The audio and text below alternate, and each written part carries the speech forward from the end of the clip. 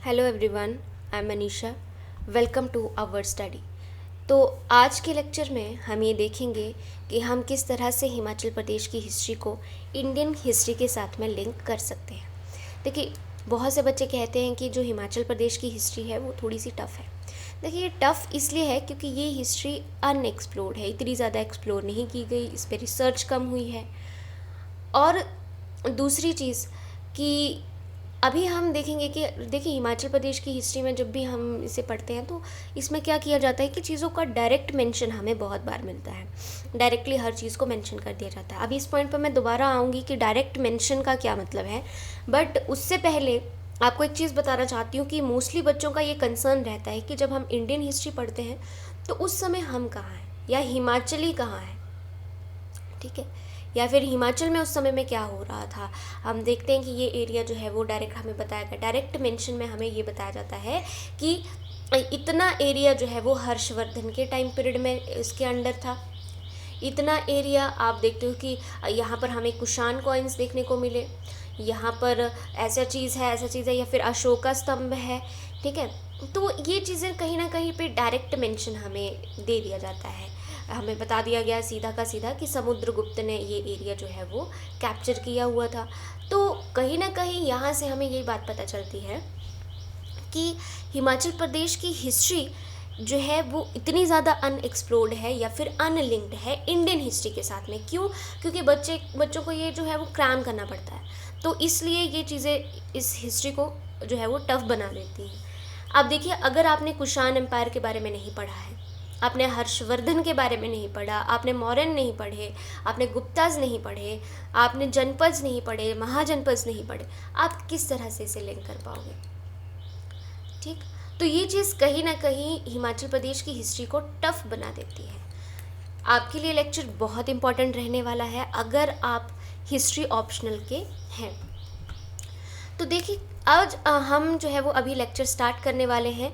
तो लेक्चर को स्टार्ट करने से पहले मैं आपको कुछ बेसिक चीज़ें जो हैं वो बताना चाहती हूँ। देखिए, हिस्ट्री को हम मेनली 3 पार्ट्स में डिवाइड करते हैं: एंशिएंट, मिडिवल एंड मॉडर्न। देखिए, ऐसा कोई हार्ड एंड फास्ट रूल नहीं था कि हमने सिर्फ एंशिएंट, मिडिवल और मॉडर्न में ही हिस्ट्री को डिवाइड करना था, या फिर जो है वो इस तारीख के बाद या इस डे के बाद पर्टिकुलरली हमारी मिडिवल हिस्ट्री स्टार्ट होगी और इस डे के बाद पर्टिकुलरली हमारी मॉडर्न हिस्ट्री स्टार्ट होगी। ऐसा कोई हार्ड एंड फास्ट रूल नहीं था। मेन प्रॉब्लम क्या थी कि हमने किस बेसिस के ऊपर इन्हें डिवाइड किया। हमने कुछ सोसाइटी में, ठीक है, कुछ ग्रेजुअल चेंजेस देखे और उन ग्रेजुअल चेंजेस के साथ साथ में ही हमने क्या किया, इन पीरियड्स को डिवाइड किया, ठीक है। इससे पहले हमारी हिस्ट्री को जो है वो 3 पार्ट में भी डिवाइड किया गया था। तो वो थे आपका हिंदू, मुस्लिम एंड ब्रिटिशर्स, ठीक है। बट ये इनएप्रोप्रिएट थे। हमें जो मोस्ट अप्रोप्रिएट लगा वो यही मेथड था, एंशिएंट, मिडिवल एंड मॉडर्न। हमने इसी को अडॉप्ट किया। तो ये हमने अपनी सहूलियत के लिए किया क्योंकि बहुत बड़ा टाइम पीरियड जो है उसको कवर कर देता है। अब देखिए, एंशिएंट हिस्ट्री जो है, देखिए आपका जो इस हिस्ट्री के साथ में कहीं ना कहीं ज्योग्राफी भी रिलेटेड है। फॉर एग्जांपल, आप इसमें पढ़ते हो लिथिक एजेस, तो लिथिक एजेस यानी स्टोन एजेस, तो उसमें आपका क्या आ जाता है, पैलियोलिथिक आ जाएगा, ठीक है, मीज़ोलिथिक आ जाएगा, नियोलिथिक आ जाएगा, चैल्कोलिथिक आ जाएगा। तो ये जो पैलियोलिथिक है, इस समय प्लिस्टोसीन एरा चल रही थी, मतलब आइस एज थी, टोटल आइस एज, ठीक है। तो इस तरह से आपका कहीं ना कहीं ज्योग्राफी इनके साथ, मतलब अर्थ का एवोल्यूशन भी इसी समय में हो रहा था। अब बात करते हैं तो एंशिएंट हिस्ट्री की। तो एंशिएंट हिस्ट्री के भी 3 पार्ट हैं। इसमें क्या क्या आ जाता है आपका, pre history, proto history and historic period. तो जो आपकी प्री हिस्ट्री है, इसमें बेसिकली हम किसके बारे में पढ़ते हैं? देखिए, यहाँ पर जो हमें जो है वो रिटन एविडेंसेस कुछ भी नहीं मिलेंगे। क्यों नहीं मिलेंगे? क्योंकि ह्यूमन अभी नया नया पृथ्वी पर आया है, उसने जानवरों की तरह बात करना शुरू किया, जानवरों को ही वो मिमिक करता है, यहाँ पर उनकी तरह ही बात करता है, ठीक है, कुछ स्पेशल साउंड निकाल करके बात करता है। तो वे ऑफ कम्युनिकेशन यहाँ पर लैंग्वेज नहीं है, उनकी साइन लैंग्वेज अपनी जो है वो चलती है, जानवरों की तरह बिल्कुल रहते हैं, इसलिए यहाँ पर रिटन एविडेंसेस की कमी है। दूसरी चीज़ जो हमें यहाँ पर मिलती है वो है आर्कियोलॉजिकल एविडेंसेस। आर्कियोलॉजिकल एविडेंसेस, जैसे कोई स्कल मिल गया, जैसे मैंने देखा था, मतलब मैंने आपको पढ़ाया भी था, कृष्णापिथेकस जीन का जो मोलर जॉ है वो हमें मिला। फिर उसके बाद में ओल्डेस्ट ट्री फॉसिल जो है वो डॉक्टर रितेश आर्य ने ढूंढा है इधर परवानी सोलर स्ट्रेच पर। तो वो चीज़ें आपके क्या हो जाती हैं, प्री हिस्ट्री का पार्ट हो जाती है हिमाचल प्रदेश के कॉन्टेक्स्ट से। बाकी और बताऊँ आपको तो जैसे भीमबेटका की गुफाएं हैं, ठीक है, तो ये सब चीज़ें आपकी कहीं ना कहीं प्री हिस्ट्री को बताती है। Pre history includes the lithic ages and the stone ages. अच्छा, उसके बाद में आता है प्रोटो हिस्ट्री। प्रोटो हिस्ट्री देखिए क्या था हमारा, इसमें रिटन एविडेंसेस मिले थे, यानी कि अब यहाँ पर लिपि या स्क्रिप्ट हमारी बन चुकी थी। हम जो साउंड्स निकालते थे हमने उन्हें पर्टिकुलर साइन भी दे लिए थे। तो रिटन एविडेंसेस हमें मिलते हैं बट हम इन्हें पढ़ नहीं पाए, हम इन्हें डिकोड नहीं कर पाए हैं। तो ये कारण है कि इसे हम प्रोटो हिस्ट्री में रखते हैं। For example Indus valley civilisation. अब देखिए इंडस वैली सिविलाइजेशन जो थी ये थी अर्बन सिविलाइजेशन। तो अर्बन सिविलाइजेशन होने के कारण ये हमें क्या मिलेगा यहाँ पर देखने को कि ये अर्बन सिविलाइजेशन है। इट मीन्स यहाँ पर फर्स्ट वेव ऑफ अर्बनाइजेशन जो है वो आ चुकी थी। फिर उसके बाद में आ जाता है हिस्टोरिक पीरियड। तो हिस्टोरिक पीरियड में रिटन एविडेंसेस हैं और इन रिटन एविडेंसेस को हमने डिकोड भी कर लिया है। हम इसे पढ़ते हैं, हम इस लैंग्वेज को जानते हैं, हम इस स्क्रिप्ट को जानते हैं। और आज हम बेसिक हिस्टोरिक पीरियड की ही बात करने वाले हैं। तो देखिए इसमें क्या है, हिस्टोरिक पीरियड में हम किसके बारे में पढ़ेंगे, इसमें हम वैदिक एज एग्जाम्पल ले लेते हैं। अब जो वैदिक एज है आपकी, ये भी दो टाइप की है, ठीक है, दो पार्ट्स में हमने इसे डिवाइड किया है।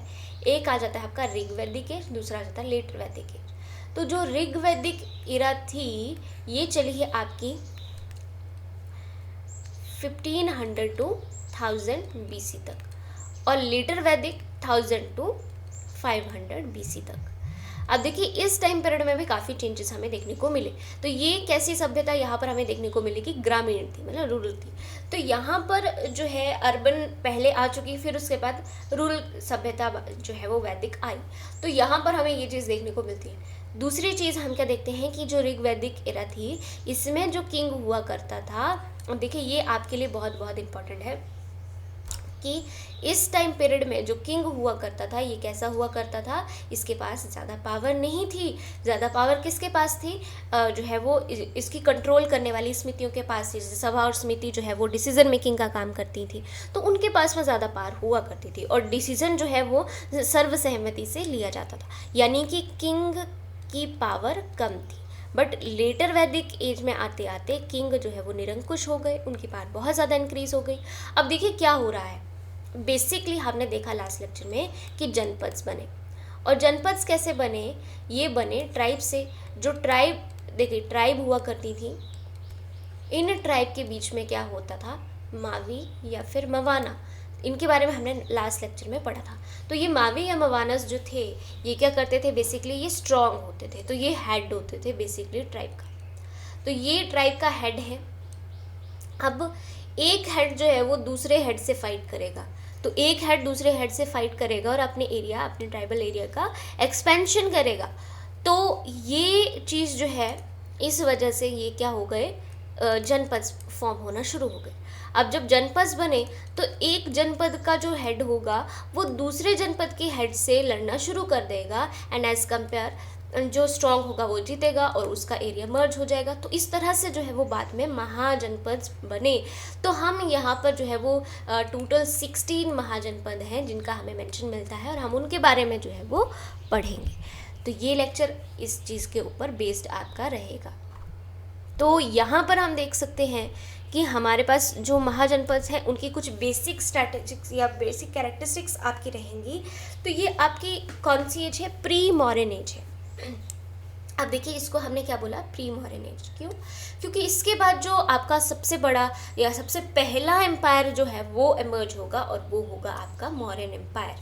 ठीक, तो यहाँ पर महाजनपद की बात करते हैं।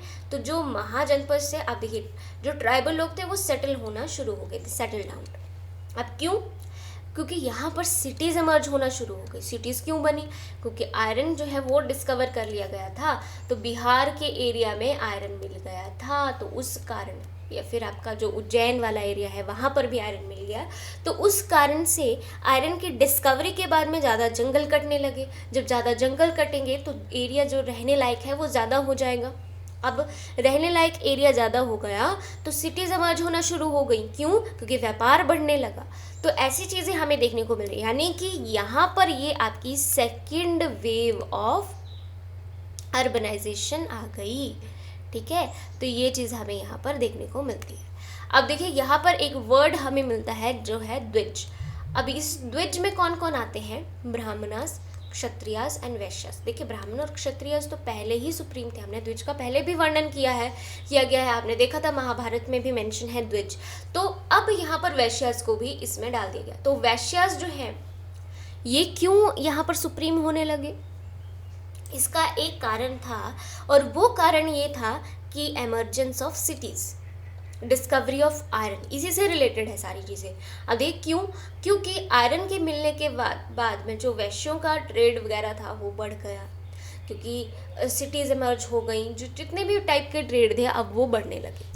ठीक है, तो उस वजह से जो है जब ये इंक्रीज होने लगे ट्रेड, तो वैश्यों की कंडीशन जो है वो अच्छी हो गई। कहीं ना कहीं हमें द्विज में जो है वो शूद्रास का वर्णन नहीं मिलता है। इट मीन्स यहाँ पर क्या है? यहाँ पर अनटचेबिलिटी है। और अनटचेबल्स को क्या कहा जाता था? चांडाल कहा जाता था, और उन्हें सोसाइटी से भी बाहर रखा जाता था। विमेन की कंडीशन जो है वो ऋग्वैदिक एज में अच्छी थी, क्योंकि सभा समिति का वो पार्ट हुआ करती थी। उसके बाद में लेटर वैदिक एज में उनकी कंडीशन खराब हो गई, और महाजनपद तक आते आते उनकी कंडीशन वर्स हो गई। फिर हम देखते हैं कि पंच मार्क्ड कॉइन्स भी यहाँ पर सिल्वर के हमें देखने को मिलते हैं। तो इस तरह के कुछ ये पंच मार्क कॉइन्स जो है वो हुआ करते थे, बेसिकली पंच मार्क करके बनाया जाता था। ठीक है, फिर हमें ये क्वेश्चन जो है वो बहुत इंपॉर्टेंट है और पूछा जाता है कि उनका मेंशन कहाँ मिलता है। तो हमें बुद्धिस्ट टेक्स्ट के देखिए त्रिपिटक है, सुत्त पिटक, ठीक है, विनय पिटक, अभिधम पिटक। तो इसके सुत्त पिटक के अंगुत्तर निकाय में हमें देखने को मिलता है महाजनपद का मेंशन। तो ये भी कई बार क्वेश्चन जो है वो पूछा जा चुका है। अब यहाँ पर देखिए अच्छे से आपको मैप को स्टडी करना है। ये देखिए आपका क्या आ जाता है? कंबोज एंड गांधारा, ये है त्रिगर्ता, औदुंबरा, माद्रा। आज हम इसकी माद्रा की त्रिगर्ता की बात करेंगे। यहाँ पर कुलिंद आ जाते थे। फिर ये आ जाता है कुरु, पांचाल और मत्स्य, सूरसेन, वत्सा, कोशला, मल्ला, वज्जी, मगध, अंगा, काशी वाज वेरी इंपॉर्टेंट, चेदी और अवंती। फिर नीचे अश्मक। अब देखिए यहाँ पर जो आपके इंपॉर्टेंट क्वेश्चंस बनते हैं वो मैं आपको बता देती हूँ डायरेक्शन वाइज। तो ये है आपका east, west, north and south. तो सदर्न मोस्ट आपका महाजनपद कौन सा रहेगा? अश्मक रहेगा। और उसके अलावा आपका जो यहाँ पर देखने को मिलता है कि साउथ इंडिया का इकलौता ये आपका महाजनपद है। दूसरी चीज़ ईस्टर्न मोस्ट कौन सा है? तो वो है आंध्रा, अंगा है। तो ये हो गया। उसी के साथ में यहाँ पर आप देख सकते हो कि आपका नॉर्थ वेस्ट में कौन से देखने को मिलेंगे आपके? ये कंबोजा एंड गंधारा। तो ये कुछ क्वेश्चन है जो आपको याद रखने हैं। ठीक, आप देख सकते हो यहाँ पर ये वंगा एरिया है आपका इसका, ठीक है। फिर आ जाएगा ये आपका कलिंग एरिया है, ये आप बाद में देखोगे इन सब चीज़ों को, ठीक है। तो ये आपका आ जाता है। यहाँ पर आपको शाक्य भी देखने को मिलेगा, यानी श्रावस्ती। तो ये जो चीज़ें हैं आपको पता चलती हैं कि कहीं ना कहीं आपका जो बुद्धिज़्म या जैनिज़्म है ये वो ही इरा है, ठीक है। बुद्धिज़्म और जैनिज़्म वाला ही एज आपका यहाँ पर चल रहा है साथ साथ में। अच्छा, इसके बाद में देखते हैं कि 16 महाजनपद कौन कौन से थे। तो सबसे पहले बात करते हैं काशी की। तो काशी वाज वेरी इंपॉर्टेंट। ये वाला एरिया आपका वाराणसी का एरिया जो है वो आज की डेट में काशी दिखता है। तो ये सबसे ज़्यादा इम्पॉर्टेंट था। क्यों? क्योंकि देखिए काशी से लगभग 1 लाख तक राजस्व या फिर जो टैक्स था वो इनकम यहाँ से जनरेट होती थी, 1 लाख तक। तो ये चीज़ इसे बहुत ज़्यादा इम्पॉर्टेंट बना देती है। उसी के साथ में एक और चीज़ कि जब यहाँ पर जो आपका बिंबिसार है वो यहाँ मतलब काशी के साथ में मैट्रिमोनियल अलाइंसेस बना लेता है और फिर काशी का कुछ गांव या फिर कुछ हिस्सा जो है वो डाउरी में मगध को मिल जाता है। तो ये भी आपके लिए इम्पॉर्टेंट हो गया। उसके बाद में बात करते हैं कोसला की। तो ये वाला एरिया है कोसला का, काशी का हमने देख लिया। कोसला की बात करें तो इसकी कैपिटल थी श्रावस्ती या फिर अयोध्या। तो यहाँ पर देखिए इसके जो राजा थे वो थे प्रसेनजीत। राजा कौन से थे? प्रसेनजीत। तो प्रसेनजीत जो थे यहाँ पर प्रसेनजीत की सिस्टर थी महाकोशला। तो उनके साथ में जो है वो बिंबिसार ने शादी की थी। तो ये चीज़ है। और साथ में अजातशत्रु जो हैं वो बाद में जो है वो प्रसेनजीत के साथ में बैटल करते हैं। और जो है वो अजातशत्रु यहाँ पर देखिए कि अजातशत्रु प्रसेनजीत के साथ में बैटल कर रहे हैं। तो अजातशत्रु बिंबिसार के बेटे हैं, तो ये अपनी ही रिश्तेदारी में आकर के बैटल छेड़ देते हैं। और बाद में जो है वो अजातशत्रु इनको फोर्स करते हैं प्रसेनजीत को कि अपनी डॉटर वजीरा से इनकी शादी करवा दें। तो इनकी शादी हो जाती है। और बाद में जो है वो प्रसेनजीत जब संन्यास ले लेते हैं, ये छोड़ देते हैं अपने एरिया को, तो पीछे से जो ये एरिया है वो मर्ज कर दिया जाता है मगध में अजातशत्रु के द्वारा। तो ये पूरा एरिया जो है वो मगध का हो गया। तो यहाँ पर आप देख सकते हो कि काशी के कुछ गांव और मगध भी इनके अंडर आ गया। फिर बात करते हैं अंग की। तो अंग को, अभी अंग की कैपिटल थी चंपा। तो अंग को ये ईस्टर्न मोस्ट भी आपको महाजनपद देखने को मिलेगा। उसी के साथ में जो बिंबिसार हैं उन्होंने इसे भी अपने अंडर ले लिया था। कैसे? By annexation, by using the army. तो इसने एनेक्स करके इस एरिया को ले लिया। तो हमें देखने को मिल रहा है कि बिंबिसार कहीं ना कहीं दोनों पॉलिसीज़ को अपना रहा है। एग्रेसिव पॉलिसी भी बना रहा है और पैसिफिक पॉलिसी भी उसकी अपनी चल रही है साथ साथ में। फिर आ जाता है मल्ला। मल्ला की कैपिटल जो है वो कुशीनगर आपको देखने को मिलेगी। इसके साथ पावा। तो पावा और कुशीनगर कहीं ना कहीं बुद्धिज़्म और पावापुरी आपके जैनिज़्म से रिलेटेड रहेगा। फिर नेक्स्ट हम देखते हैं मगध को। तो मगध की बात दोबारा से की जाएगी। इसकी कैपिटल थी ग्रीव्रज और राजगृहा और इसके फाउंडर थे बृहदर्थ। और सबसे ज़्यादा मोस्ट फेमस इसके जो किंग्स रहे हैं वो हैं बिंबिसार, अजातशत्रु महाजनपद में। फिर बात करते हैं चेदी की। तो चेदी अभी बुंदेलखंड वाला एरिया आपको देखने को मिलेगा, ये वाला, ठीक है। और इसके राजा हुआ करते थे शिशुपाल। तो ये शिशुपाल वही हैं जो श्री कृष्ण की बुआ के लड़के थे और इनके 100 पाप पूरे होने पर श्री कृष्ण ने इनका वध कर दिया था। इसकी कैपिटल हुआ करती थी शुक्तिमती, ये आपको याद रखना है। उसी के साथ देखिए कई बार पेपर में जो है वो कैपिटल्स भी आ जाती हैं। और ये जो लेक्चर है ये सिर्फ आपका हिमाचल पॉइंट ऑफ व्यू से ही इम्पॉर्टेंट नहीं रहेगा, ये आपका अगर आप अदर एग्जाम्स दे रहे हैं तो उसके पॉइंट ऑफ व्यू से भी ये आपके लिए इम्पॉर्टेंट है। फिर बात करते हैं वज्जी की। तो वज्जी के जो राजा थे वो थे राजा चेतक। अब राजा चेतक की जो सिस्टर हैं उनका नाम था त्रिशला। अब त्रिशला की जो बेटे थे उनका नाम था महावीर स्वामी। और ये कौन है? ये हैं आपके 24th तीर्थंकर ऑफ जैनिज्म, ठीक है। तो ये इम्पॉर्टेंट है। फिर इनकी राजा चेतक की डॉटर है छलना या छेलना। ये बिंबिसार की वाइफ हुआ करती थी और यही जो है वो she is the mother of Ajatashatru, ठीक है। ये चीज़ है। और ये वर्ल्ड का फर्स्ट रिपब्लिक हमें देखने को मिलता है। उसके बाद में हम देखते हैं कैपिटल इसकी थी वैशाली, जो आपका तराई रीजन है नॉर्थ बिहार का, तो वो आपका इसमें आ जाता है। फिर बात करते हैं वत्सा की। तो वत्सा आपका देखने को मिलेगा ये वाला एरिया, इसकी कैपिटल हुआ करती थी कौशाम्बी। तो ये चीज़ आपके लिए इंपॉर्टेंट है। फिर अवंती की बात करें तो अवंती ये वाला एरिया है और अवंती भी मगध की तरह ही स्ट्रांग है। क्यों? क्योंकि यहाँ पर भी आयरन इस एरिया में मिला हुआ था। इसकी 2 कैपिटल थी उज्जैनी एंड महिष्मती। आप देखते हैं कुरु, ये आ जाता है कुरु। ये आपका दिल्ली के आसपास वाला एरिया है और ये आपका आ जाएगा इसकी कैपिटल इंद्रप्रस्थ। और ये अपर गंगा और यमुना दोआब वाला जो आपको देखने को मिलेगा एरिया, ठीक है। फिर आ जाता है पांचाल, ये वाला एरिया पांचाल। इसकी कैपिटल अहिछत्र और काम्पिल्य हुआ करती थी। बात करते हैं मत्स्य की। तो Matsya is important from the point of view HPPSC। अगर आप HPS की तैयारी कर रहे हैं तो मत्स्य आपके लिए बहुत बहुत इंपॉर्टेंट है। क्यों इंपॉर्टेंट है? ये रहा आपका त्रिगर्ता और ये रहा मत्स्य।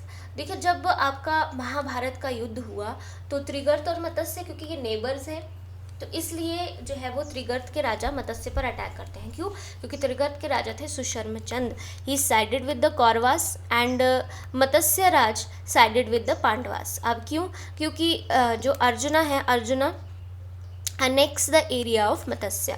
तो उसके बाद में जो मत्स्य राज थे वो उनको पांडवों का ही साथ देना था। उन्होंने 13 साल का जो एग्जाइल पीरियड है उसका बहुत बड़ा पोर्शन इन्होंने इस एरिया में काटा। तो मत्स्य आपका बेसिकली राजस्थान वाले एरिया में पड़ रहा है। मत्स्य विराटनगर इसकी कैपिटल हुआ करती थी। उसी के साथ में बात करते हैं अश्म की। तो साउथ इंडिया का ये एक लौता महाजनपद था और सदर्न मोस्ट भी हम इसे बोल सकते हैं। आंध्र प्रदेश में जो एक गोदावरी नदी के किनारे आकर के बसा हुआ था। बात करते हैं नॉर्थ वेस्ट की। तो गांधार की कैपिटल हुआ करती थी तक्षशिला, और कंबोज की कैपिटल हुआ करती थी राजपुरा। तो ये आपके लिए इम्पॉर्टेंट रहेगा। अब देखिए यहाँ पर जो है आपको कहीं ना कहीं फॉरेन स्टेट या कंट्री जिसके साथ में बाउंड्री लगता है इंडिया का, वो था एक्नेड एम्पायर। इस लेक्चर में हम इस फॉरेन इन्वेजन की भी बात करेंगे, एक्नेड एम्पायर की भी बात करेंगे, इन्होंने किस तरह से इन्वेड किया है इंडिया को, ये भी आपके लिए इम्पॉर्टेंट रहेगा। बात करते हैं मगध की। तो मगध के फाउंडर थे बृहदर्थ। फर्स्ट किंग भी बृहदर्थ और लास्ट किंग भी बृहदर्थ माने गए। अब बृहदर्थ जो थे ये थे राजा वासु के बेटे। अब जो मिस्टर वासु हैं इनका मेंशन हमें कहाँ देखने को मिलता है? रामायण में देखने को मिलता है। तो रामायण में भी इनका मेंशन है। और ये किसके सक्सेसर हैं? इनके सक्सेसर हुए जरासंध। तो जरासंध जो है इनको भीम ने मार दिया था श्री कृष्ण के कहने पर। तो ये चीज़ भी हमें मेंशन मिलती है। बात करते हैं मगध की इम्पोर्टेंट डायनेस्टीज़ की। तो आपकी 3 रही हैं, हर्यंका डायनेस्टी, शिशुनागा डायनेस्टी और नंदा डायनेस्टी। आप टाइम पीरियड देख सकते हैं, ये बहुत इंपॉर्टेंट है। हर्यंका डायनेस्टी जो है वो आपकी 3442 टू 412 BC तक रही। शिशुनागा डायनेस्टी 412 से 344 तक रही। नंदा डायनेस्टी 3442 टू 322 तक रही। ठीक है, तो ये चीज़ आपकी आ जाती है। अब देखते हैं कि मगध किस तरह से एक्सपैंड हुआ। तो आप यहाँ पर देख सकते हो कि ये वाला राजगृह वाला जो एरिया है, ये एरिया पहले मगध के अंडर हुआ करता था और उसके बाद में धीरे धीरे एक्सपेंशन हुआ। जैसे कि इसने एनेक्स कर लिया अंग को, है ना, हर्यंका डायनेस्टी में। तो हर्यंका डायनेस्टी में इसका एक्सपेंशन हो गया। देखिए बिंबिसार और अजातशत्रु ने ही इसका एक्सपेंशन किया है। तो आपका काशी इनके अंडर आ गया, कौशल इनके अंडर आ चुका है, अंग भी इनके अंडर आ चुका है ना, तो वैशाली भी। तो ये कितना ज़्यादा एरिया ये अपने अंडर जो है वो कर चुके थे। हर्यंका डायनेस्टी की सबसे पहले बात करते हैं। तो यहाँ पर आप देख सकते हो कि रियल फाउंडर बिंबिसार को माना जाता है। क्यों? क्योंकि इन्होंने बहुत ज़्यादा एक्सपेंशन किया, इन्होंने कूटनीति अपनाई। और इनकी कूटनीति या फिर डिप्लोमेटिक किस तरह से इन्होंने रिलेशन अच्छे बनाए? मैट्रिमोनियल अलायंसेस से शादी करके। हमने देखा ना कि कौशल नरेश की बहन महाकोशला से इन्होंने शादी की। लिच्छवी प्रिंसेस छलना से इन्होंने शादी की। इनकी एक गणिका होती थी आम्रपाली, उससे भी शादी की। माद्रा एरिया आपको पता है ना, ये वाला एरिया है आपका यहाँ पर।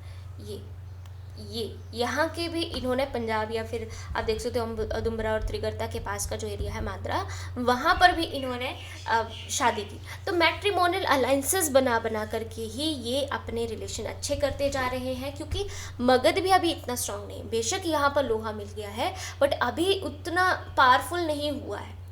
तो इस वजह से अभी ये अच्छी तरह कूटनीति का यूज़ करते हुए रिलेशन बना रहे हैं। दूसरा, अब देखिए अवंती जो है वो भी एक साइड में बहुत स्ट्रांग था। क्यों स्ट्रांग था? क्योंकि अवंती में भी तो आयरन मिला है ना, तो अवंती के साथ भी बेटर मशीनरी है। तो अब अवंती का खतरा हमेशा से ही बिंबिसार को था। तो इन्होंने अवंती के राजा जो प्रद्योत थे, जिन्हें चंड प्रद्योत भी कहा जाता था, तो जब उन्हें जॉन्डिस हो गया तो इन्होंने क्या किया? बिंबिसार ने अपने पर्सनल राजवैद्य को भेज दिया जिनका नाम था जीवक, इनके इलाज के लिए। तो इस तरह से अवंती के साथ में भी इनके अच्छे रिलेशन बन गए। इन्होंने अंग को अनेक्स कर लिया क्योंकि अंग के राजा ने इनके फादर को हराया था। तो अब ये उस चीज़ का बदला ले लेते हैं, यानी कि एग्रेसिव भी हैं और डिप्लोमेटिक भी हैं। दोनों तरह से इन्होंने रिलेशंस बनाए। But he was killed by his son Ajatashatru. तो ये चीज़ हमें देखने को मिलती है मेंशन। तो इसीलिए इस वंश को जो है वो पितृहंता भी कहा जाता है, क्योंकि ये पिता को मार करके आगे अपनी जो है वो सीट या फिर गद्दी पर बैठते थे। तो ये कारण था। फिर हम देखते हैं अजातशत्रु 492 टू 460 BC तक रहे। ठीक है। और ये पूरी तरह कामयाब हो जाते हैं काशी को कंट्रोल करने में। हमने देखा कि कौशल के साथ में इन्होंने बैटल लड़ी, ठीक है। तो कि अपने रिश्तेदारों को भी नहीं छोड़ते, इतने ज़्यादा एग्रेसिव थे, यानी कि उनको झुका देते थे अपने आगे, ठीक है। तो ये चीज़, बट ये किस तरह से कर पा रहे थे, इसकी नींव किसने डाली है, तो बिंबिसार ने ही डाली है, ठीक है। बिंबिसार अगर इसकी जो फाउंडेशन है वो इतना स्ट्रांग नहीं करते तो अजातशत्रु ऐसा डायरेक्टली नहीं कर पाता। उसके बाद में आते हैं उदयन, 460 टू 445 BC तक रहे। फिर लास्ट इसके हुए हैं नागदशक, जो 445 टू 412 तक BC तक रहे हैं, but he was killed by his minister named Shishunaga. और अब हमारे पास जो है वो शिशुनाग डायनेस्टी चल पड़ेगी। तो आप देख सकते हो कि शिशुनाग डायनेस्टी ने कितना ज़्यादा एक्सपेंशन कर लिया। ये एरिया तो हर्यंग डायनेस्टी का था, ये एरिया कोर था, और उसके बाद में ये यानी कि अवंती तक इन्होंने जो है वो एक्सपेंशन कर लिया था। अब देखते हैं शिशुनागा डायनेस्टी। तो इसमें फाउंडर कौन रहे, शिशुनागा, जो कि 412 टू 394 BC तक रहे। तो यहाँ पर क्या होता है, ये अवंती को एनेक्स कर लेते हैं, और ये बहुत बड़ी चीज़ थी। अवंती भी उतना पावरफुल था, बट ये उसे अपने अंडर ले लेते हैं। अब ये इसी के साथ में अपनी जो कैपिटल है वो भी शिफ्ट कर देते हैं, कहाँ, वैशाली में। अब कैपिटल को भी ये शिफ्ट करके वैशाली में ले जाते हैं। तो ये चीज़ जो है वो इम्पोर्टेंट आ जाती है, ठीक है। सेकेंड, तो यहाँ पर आप देख सकते हो कि किस तरह से टसल ऑफ पार इनके बीच में चला हुआ है। अब ये कैसे जो है वो धीरे धीरे करके अपने एरिया को एक्सपैंड करते जा रहे हैं, ठीक है। तो वैशाली में इन्होंने अपनी जो है वो कैपिटल शिफ्ट कर ली थी। देखिए, आपको जो भी पढ़ना है आपको मैप के बेसिस के ऊपर ही जो है वो पढ़ना है। अब बात करते हैं कालाशोक की। तो कालाशोक जो है वो ये भी इंपॉर्टेंट किंग रहे हैं, 394 टू 366 BC तक ये रहे हैं। और ये इंपॉर्टेंट क्यों है, क्योंकि इसी के टाइम पीरियड के बीच में आता है 383 BC। यहाँ पर हमारी सेकेंड बुद्धिस्ट काउंसिल हुई है, कहाँ, वैशाली में। वैशाली में बुद्धिस्ट काउंसिल ज़रूर हुई है, पर वैशाली इसकी कैपिटल नहीं है। अब कैपिटल इन्होंने शिफ्ट कर दी है, कहाँ को, पाटलिपुत्र को। तो ये चीज़ भी इंपॉर्टेंट है, ये कैपिटल जो शिफ्ट हो रही है, ये क्वेश्चन भी आ जाते हैं। अच्छा, सेकेंड बुद्धिस्ट काउंसिल तो यहाँ हुई है। आपको बताना है कि फर्स्ट बुद्धिस्ट काउंसिल अजातशत्रु के टाइम पर कहाँ पर हुई और किस टाइम पीरियड में हुई, ठीक है। उसके बाद में आ जाते हैं नंदीवर्धन, जो कि इनके लास्ट किंग भी हुए हैं 366 टू 344 BC में। और अब हम बात करेंगे नंदा डायनेस्टी की। आप देख सकते हो कि कहाँ इतने एरिया से फिर इतना, और उसके बाद में यहाँ तक, और फिर अब ये यहाँ तक पूरा का पूरा फैल गया। तो पूरा का पूरा ये कहीं ना कहीं एक ही रूप के अंदर पूरा ले आए हैं। और इसीलिए जो इसके फाउंडर होंगे महापद्मनंदा, उन्हें हम क्या कहेंगे, उन्हें हम कहेंगे एक छत्र या फिर एक राट, ठीक है। कहीं ना कहीं वो जो है वो एक्सपेंशन इन्होंने बहुत ज़्यादा कर दिया था। तो यहाँ पर हम देख सकते हैं कि 344 टू 322 BC तक लगभग 20 साल तक इन्होंने राज किया। और यहाँ पर इनकी कैपिटल हुआ करती थी पाटलिपुत्र। किसकी बात कर रही हूँ मैं यहाँ पर, महापद्मनंदा की बात कर रही हूँ, वही इसके जो है वो फाउंडर हैं। तो इनका टाइटल एकराट या एक छत्र था। अभी भी मैंने आपको बताया कि क्यों। पाणिनि के हिसाब से he had a very large number of army. तो इनके पास बहुत ह्यूज आर्मी हुआ करती थी, जिसमें इनके पास लगभग 20,000 घुड़सवार, 2 लाख तक इनके पास पैदल सैनिक थे, और 2,000 तक इनके पास रथ थे, 3,000 हाथी थे। देखिए, हाथी बहुत ज़्यादा इंपॉर्टेंट हुआ करते थे, क्योंकि एक हाथी जो है उसका बैटलफील्ड में जो इम्पोर्टेंस था वो बहुत ज़्यादा था। वो अपने पैरों से ही सेना को कुचल देता था। तो ये चीज़ इंपॉर्टेंट थी, और उसे मारना भी मुश्किल हुआ करता था। अब ये जो है नंदा डायनेस्टी के किंग, ये बहुत ज़्यादा टैक्स लोगों से वसूल करते हैं, जिस वजह से जो आम जनता है वो इनसे थोड़ी परेशान है। उसके बाद में आ जाता है कि ये जैनिज़्म के फॉलोअर भी थे। तो अकॉर्डिंग टू बुद्धिस्ट टेक्स्ट महाबोधिवंसा, देखिए ऐसे क्वेश्चन जो है वो डायरेक्ट आ जाते हैं, इसलिए मैंने इसे डाला है कि महाबोधिवंसा के अनुसार Dhanananda was the last king of this dynasty. अब धनानंद के टाइम पीरियड में टैक्स भी ज़्यादा था, और ये जो है वो कहीं ना कहीं और ही चीज़ों में डूब चुका था। तो बाद में चाणक्य और धनानंद के बीच में जो एक जो है वो टसल शुरू हो जाती है, या फिर जो अलेक्जेंडर है वो आगे आएंगे, और किस तरह से आपका मॉडर्न एम्पायर इमर्ज होगा वो हम नेक्स्ट लेक्चर में देखेंगे। आज के लेक्चर में हम देखते हैं कि पर्शियन एम्पायर का क्या इंटरेस्ट था इंडिया में, और किस तरह से ये इंडिया में आए और क्या क्या ये कर पाए। तो वो चीज़ हम अभी देखने वाले हैं। तो देखिए यहाँ पर आप देख सकते हो मैप में कि एक्नेड एम्पायर आपको देखने को मिल रहा है, कितना बड़ा एरिया, कहीं ना कहीं इंडिया के साथ में बाउंड्री बनाता है। ये है आपका इंडिया, तो इंडिया के साथ में ये बाउंड्री बनाता है और बहुत ही लार्ज एरिया आपको देखने को मिल रहा है। इसमें एशिया का भी बहुत बड़ा एरिया और साथ में आपको इजिप्ट का, कुछ यूरोप का पोर्शन भी देखने को मिलता है। तो ये बहुत बहुत बड़ा एरिया यहाँ पर हुआ करता था, ये छोटा एरिया नहीं है। तो इस एक्नेड एम्पायर यानी पर्शियन एम्पायर की हम बात कर रहे हैं। तो यहाँ के किंग हुआ करते थे साइरस वन। तो ये कब है, टाइम पीरियड 558 टू 553 BC तक। तो मतलब आपका वैदिक एज के बाद का, लेटर वैदिक के बाद का आगे का टाइम पीरियड है। तो जनपद से और महाजनपद का ही टाइम पीरियड ये चल रहा है। तो इस टाइम में क्या होता है कि ये जो साइरस वन थे ये एनेक्स करना चाहते थे इंडिया को। अब ये इंडिया मिशन के लिए चलते हैं, but he was failed in India mission.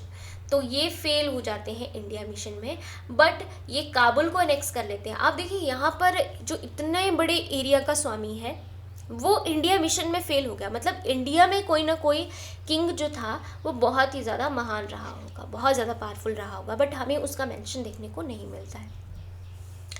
फिर बात करते हैं एक्नीज की। तो यहाँ पर जो साइरस वन है इसकी हमने बात की। उसके बाद में कैम्बिसेस वन और साइरस टू आए, बट वो इतने ज़्यादा आपके कैपेबल नहीं थे। फिर हम जो है वो मेन आपके रहेंगे डेरिस वन, डेरिस टू एंड डेरिस थ्री। इसमें हम सबसे ज़्यादा मेन जो है उनकी बात करेंगे, जो है डेरिस थ्री। तो ये जो डेरिस थ्री हैं इनका मेंशन हमें बहिस्तून इंस्क्रिप्शन से देखने को मिलता है और पार्सिपोलिस इंस्क्रिप्शन में मिला है। According to Behistun inscription he captured Gandhar and according to Persepolis he captured Punjab. तो हेरोडोटस भी कहते हैं कि जो पंजाब था वो इसका 20th स्टेट यानी इसका लास्ट स्टेट हुआ करता था। तो इतना ज़्यादा बड़ा ये एम्पायर था। तो इंडियन जो है वो ज़्यादा टैक्स देते हैं। क्यों? क्योंकि आप इस एरिया को एक बार देखिए, ये जो पूरा का पूरा एरिया है ये कैसा है, डेजर्टेड एरिया है। ठीक है, ज़्यादा करके डेजर्टेड एरिया है। ठीक है, आप देखिए कि कितनी ज़्यादा यहाँ पर गर्मी होती है। ये इजिप्ट है और इजिप्ट का एरिया भी, तो ये पूरा का पूरा गर्मी तो यहाँ नहीं, मतलब डेजर्टेड एरिया है बेसिकली, है ना, पूरा का पूरा। तो यहाँ पर जो है वो इतनी ज़्यादा क्रॉप्स अच्छी नहीं होंगी। बट इंडिया का फर्टाइल लैंड पंजाब जो है वो इनके पास है। तो पंजाब और ये काबुल वाला एरिया ये थोड़ा सा फर्टाइल लैंड है। तो फर्टाइल लैंड होने की वजह से इंडियंस जो है वो ज़्यादा टैक्स पे करेंगे, क्योंकि इनके पास क्रॉप्स की पैदावार अच्छी होगी। जब क्रॉप अच्छी होंगी तो टैक्स भी, ये टैक्स का परसेंटेज भी अपने आप ही इंक्रीज हो जाएगा। तो ये कारण था। अब जो डेरियस थ्री थे ये मैसेडोनिया या फिर ग्रीस को भी एनेक्स करना चाहते थे, बट ये करना तो चाहते थे पर ये ऐसा कर नहीं पाए, क्योंकि एलेक्जेंडर के साथ में इनकी बैटल हो जाती है 331 BC में और ये यहाँ पर इस बैटल में हार जाते हैं। अब देखिए नॉर्थ वेस्ट जो इंडिया का है वहाँ पर हमें देखने को मिलती है खरोष्टी स्क्रिप्ट। तो खरोष्टी स्क्रिप्ट के मिलने का मतलब क्या है कि यहाँ पर जो खरोष्टी स्क्रिप्ट है ये इसे माना जाता है it is a blend of Devanagari, Brahmi and Aramaic script. तो अरमाइक स्क्रिप्ट कहाँ पर चलती है, पर्शिया में। ठीक है, पर्शिया में चलती थी। तो यानी कि देवनागरी और ब्राह्मी तो इंडिया की थी और उसके साथ में एक और स्क्रिप्ट के मिक्स होने से खरोष्टी स्क्रिप्ट बनी। तो जहाँ जहाँ खरोष्टी स्क्रिप्ट मिली है वहाँ वहाँ हमें मतलब इनका कुछ ना कुछ प्रभाव वहाँ पर रहा होगा। तो ये चीज़ हमें यहाँ से पता चलती है। बात करते हैं एलेक्जेंडर की।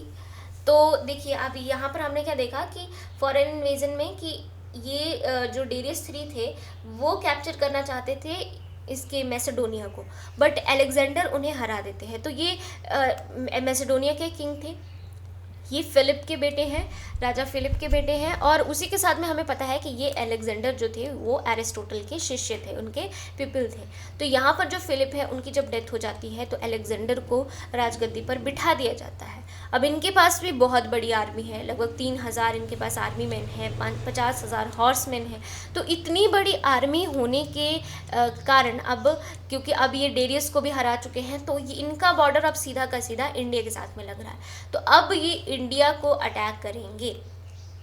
तो अब हम नेक्स्ट लेक्चर में देखने वाले हैं कि किस तरह से अलेक्जेंडर इंडिया में आए, कौन कौन से हिली एरिया में जो ट्राइब्स थी जिन्होंने अलेक्जेंडर का रास्ता रोकने की कोशिश की, और उन्हें काफ़ी जो है वो उनके साथ लड़ के आगे निकलना पड़ा। और इसी के साथ हम देखेंगे कि किस तरह से अलेक्जेंडर जो है वो वापस मुड़ गए, और हमारे धनानंद, यहाँ पर नंदा डायनेस्टी चल रही थी, और किस तरह से चाणक्य और चंद्रगुप्त ने मिलकर के जो है वो नंदा डायनेस्टी को ख़त्म किया, और मौर्यन एम्पायर जो कि इंडिया का फर्स्ट एम्पायर है उसकी किस तरह से नींव पड़ी। तो ये सब चीज़ें हम नेक्स्ट लेक्चर में देखने वाले हैं। इसमें हम देखेंगे कि Himachal Pradesh point of view से हिली एरियाज या हिली ट्राइब्स की इंपॉर्टेंस क्या थी जब अलेक्जेंडर ने इन्वेड किया। तो ये नेक्स्ट लेक्चर भी आपके लिए बहुत ज़्यादा इंपॉर्टेंट रहने वाला है। अगर अभी तक आपने हमारे चैनल को सब्सक्राइब नहीं किया है तो guys please do subscribe our channel. And अगर आपको ये सीरीज़ पसंद आती है तो आप लाइक कीजिए, कमेंट कीजिए और शेयर भी कीजिए। और आपको अगर पीडीएफ चाहिए तो आप हमें टेलीग्राम चैनल को फॉलो कर सकते हैं। हमारे टेलीग्राम चैनल का लिंक आपको डिस्क्रिप्शन बॉक्स में मिल जाएगा। आप हमें फेसबुक और इंस्टाग्राम पर भी फॉलो कर सकते हैं। फर्दर क्वेरीज हो अगर आपको कोई तो आप इस नंबर पर हमें कॉल कीजिए। और थैंक यू फॉर वॉचिंग।